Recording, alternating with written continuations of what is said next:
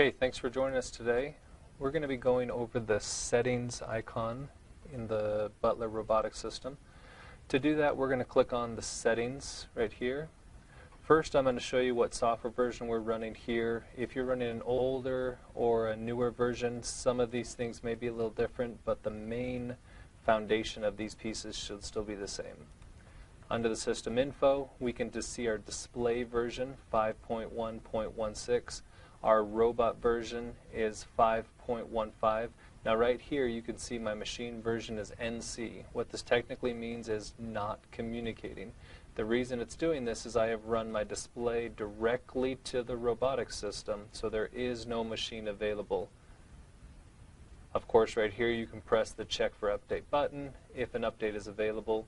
This license just talks about the license and the legal aspects that we have available to be able to use this software. We're going to say check mark. Okay, so this is the update screen. We were just in the system info. Update robot. For the most part, if you are running the Android display, you'll be able to use the update robot to update your robotic system if you need to push a very special robotic update. When you're using the Android display, the Android system comes preloaded with all needed software updates. So this update robot would only be used for a very special circumstance that for some reason you need to push a very special update, not everyday type stuff, because again, everyday stuff is loaded into your Android system already. Factory defaults. We're going to talk about this button just a little bit later, but as I go through here and I change all of these different parameters and functions in the system, I can come back here and I can press factory defaults and it will take me right back to my original factory defaults of the system. And then right here under Ask Us, as long as I have put in my Gmail account for the system, I can actually press the Ask Us button and it will actually open up an email and it will send us over your entire profile. It will send us over all of your functions and features of your system. And if you need to have a question that needs to be answered, that can actually be done through here, through the Ask Us button. Okay, so now we're going to go into the settings of the system. So under parameters, and like I said, depending on your software version, some features in here may be the same, some may not, but again, the foundation will still be the same. The minimum speed. This is the slowest your robotic system will ever run. It's like in your car, and I'm going to apply a lot of these pieces to an automobile or to your car. It's like in your car, when you put it into drive, when you let go of the brake, your car is always running a certain speed without you even pressing on the gas pedal. It is always going a certain speed. And that's the same thing here, minimum speed. When I press that green light, like letting off the brake pedal, when I press that green light to run, right here, when I press this green light and I say check mark, what is the speed that that robotic system is running, the minimum speed that that robotic system is running? Right here, it's a 3. Think of this like a percentage. It's running 3% of its speed, always, minimum speed, okay? E-stop.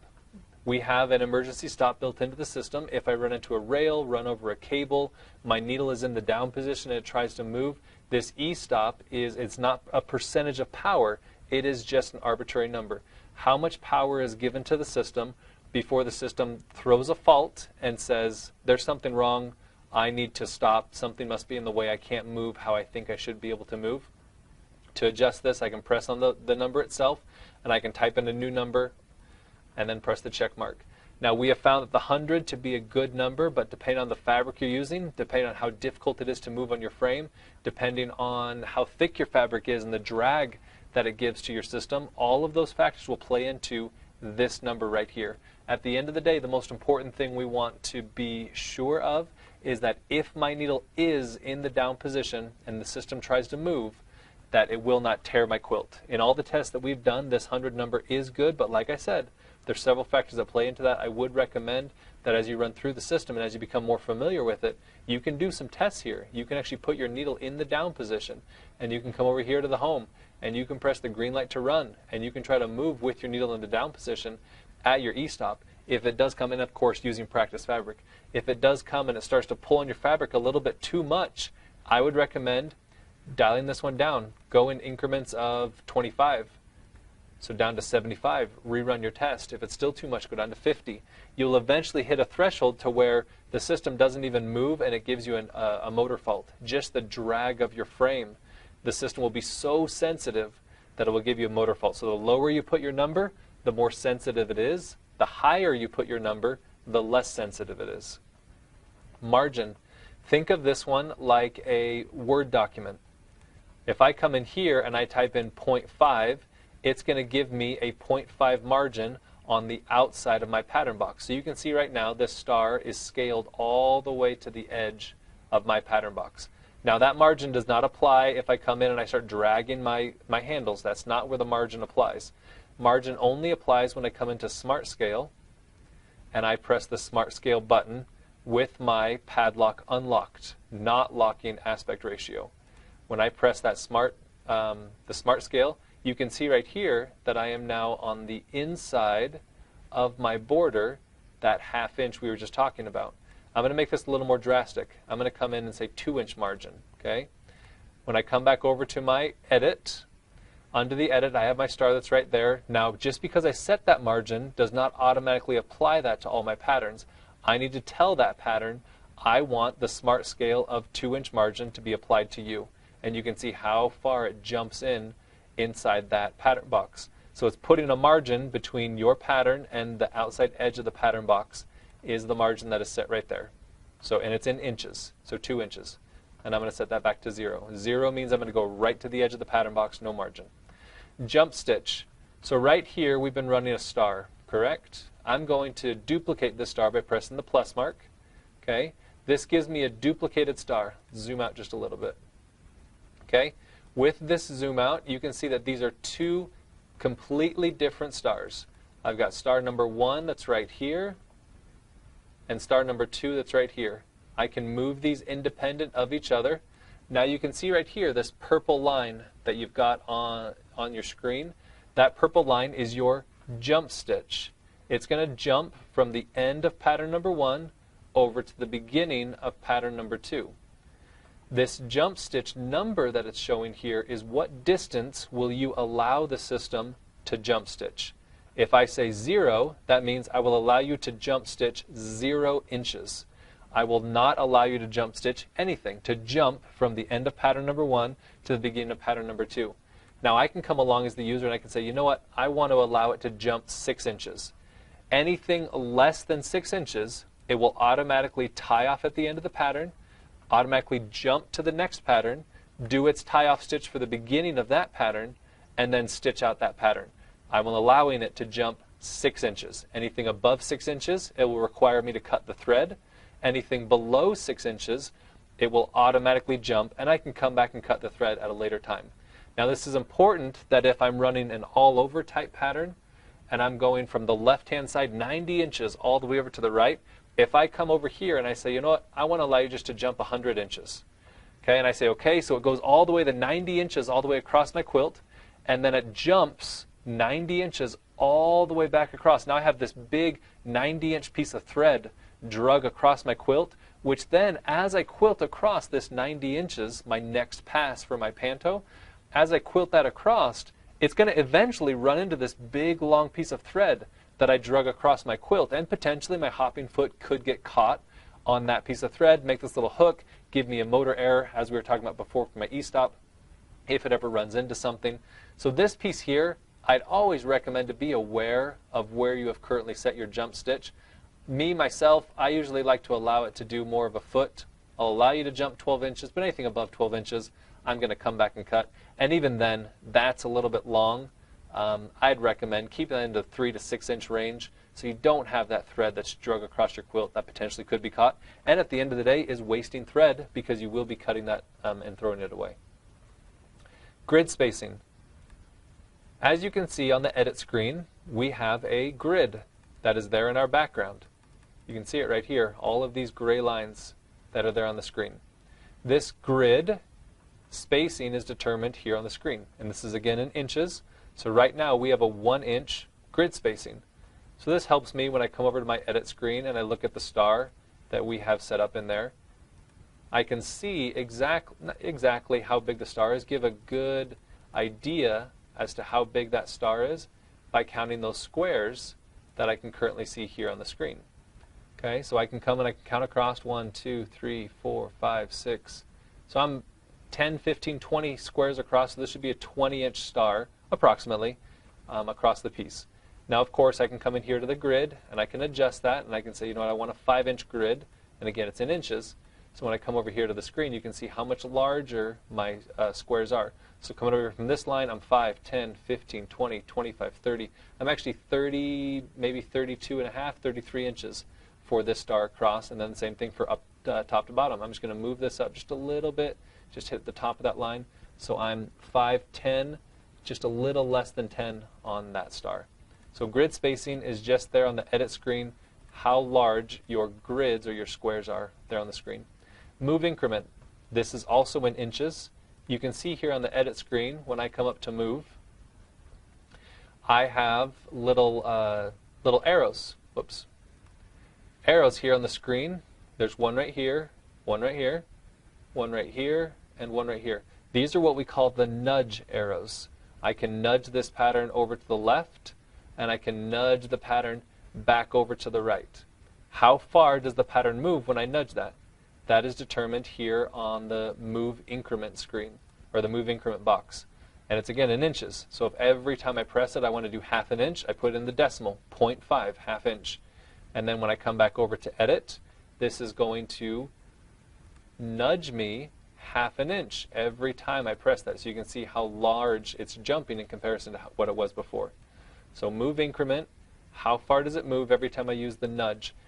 In the Move Increment, if I use any of the other keys, they don't apply to that nudge, because what this is doing is this is centering me on the left-hand side wall, centering on the right-hand side wall, centering in the center of the pattern box. So they have nothing to do with moving in increments. They are moving in relation to a aspect of the box itself. Lock stitches. This is at the very beginning of the pattern. How many lock stitches does it do? And I can set this just by pressing the box, pressing 5, pressing 4.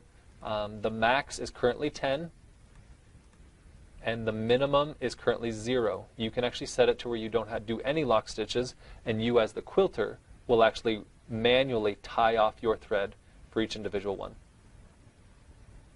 Motor direction. This is in relation to where the motor box is mounted on your carriage. If your motor box is mounted to the front of your carriage or underneath your quilt, this motor direction has to be set to motor forward. If your black motor box is mounted to the back of your carriage or behind your machine, your motor direction needs to be set as motor reversed. Under machine. Currently, we have our machine type set to default. This is going to apply to what machine you have currently attached your system to. Now let me just explain something here really quick. Most of these models will communicate in a very similar fashion. Tin Lizzy, FOF, HV, Noltein, Gamel, HQ, Innova, A1, Juki, all will communicate in the exact same fashion because they come off the handlebar port. Under the handlebar port, let me do some technical terms with you really quick. Under the handlebar port, pin number 2 is always needle up, 100% of the time. Out of our black motor box, pin number 2 does needle up. Pin number 3 does start stop, and pin number 4 is our common or our power line. Okay. So with that, what we do is we do pin number 2 and pin number 4. We combine them together, and that's how we get a needle up. We do pin number 3 and pin number 4. We combine them together, and that's how we get a start stop. So whether I've selected on Tin Lizzy or FOF or HQ Baby Lock or Innova or Juki, I am still going to every single time pin number 2 and pin number 4 needle up, pin number 3, pin number 4 to get a start stop. The only thing that changes when I select these different models is my timing here. How long does it press the needle up key for, and how long do I wait till I move on to the next step? And let me explain what these things mean. Needle up press time. We are actually, with the robotics system, simulating you pressing the needle up key on your handlebars. And this is all in milliseconds. So this is going to press the needle up key on your handlebars for 100 milliseconds, or 0.1 second, a tenth of a second. And then needle up wait time. The system is going to wait to do its next operation for 1,000 milliseconds, or 1 second. So how long does it press the button for, and then how long does the robot wait till it performs the next operation. Let me explain, let me give you an example of this. So I'm over here under Edit, I've run my 2 stars, I press the home icon, I press the green light to run, okay? I'm going to say check mark to go to the start of my pattern, okay? When I press this check mark, it's going to move my pattern, my machine, over to the start of this pattern. And let me move this back in just so I can give you guys a good idea as to what this would look like. I'm just going to put it, I know where my machine currently is, so I'm actually going to put this start point just really close to where my machine currently is, okay? All right, so about right there, we're going to run this pattern with my stitching on, of course. Check mark. All right, so on this timing, so it's going to come down. It does a bobbin pull up right now. It just did a needle up to pull up my bobbin thread. And right here, when I say check mark, remember that under our settings, we've currently selected on Tin Lizzie. My needle up press time, it's going to press the needle up key for 1/10 of a second, and then it's going to wait. It's going to wait 1 second till it does the next operation. And I want you to visually see this when I'm running a pattern, okay? So I'm going to say check mark. Right here, it pushes the needle up key for 1/10 of a second, and then my machine just did a needle up. I'm going to say check mark. It's going to do the tie-off stitches. It's going to push for 1/10 of a second. It's going to wait a sec, does another tie-off. Now another tie-off. Now another tie-off, and now it presses the start key for its 1/10 of a second, and then it waits for 1 second until it performs the next operation. Let me show you this when we are on this screen. So when I press that green light to run, it's going to go to the start point. It's going to pull up my bobbin thread. It's going to press the needle up for 1/10 of a second. Now there's nothing to wait for. There is no next operation the robotic's doing except for displaying that screen saying once you pull up your bobbin thread, press the check mark. Now this is where these 4 buttons will come into play.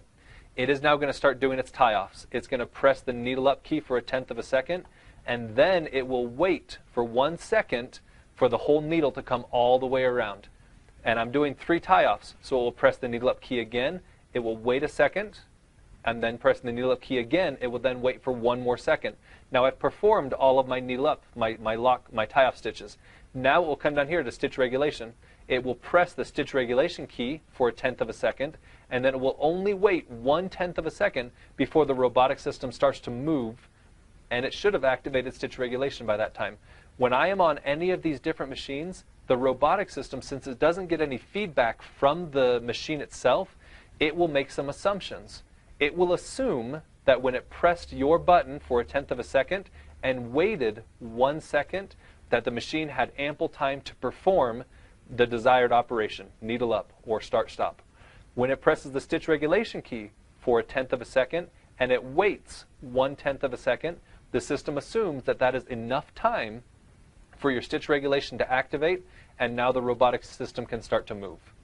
So that's what happens when we come in here through this piece here, is it makes some assumptions.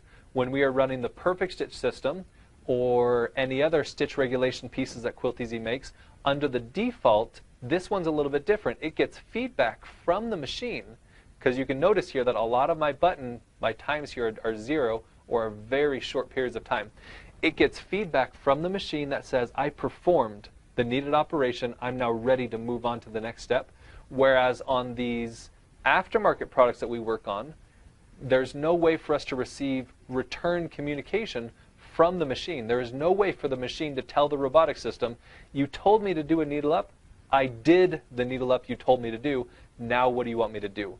All we can do is we can tell the machine what to do, like pressing the handlebar key, and then we need to make some assumptions. The machine performed the needed operation. Now down here under Custom and Custom Double Press, these are the only 2 options that will allow me to set my needle press and my needle wait times. I can actually set these custom myself because my machine requires a very specific time frame for that piece. I don't have to be on Tin Lizzie just because I have a Tin Lizzie machine. I can set the custom and I can set my times that work best for my machine.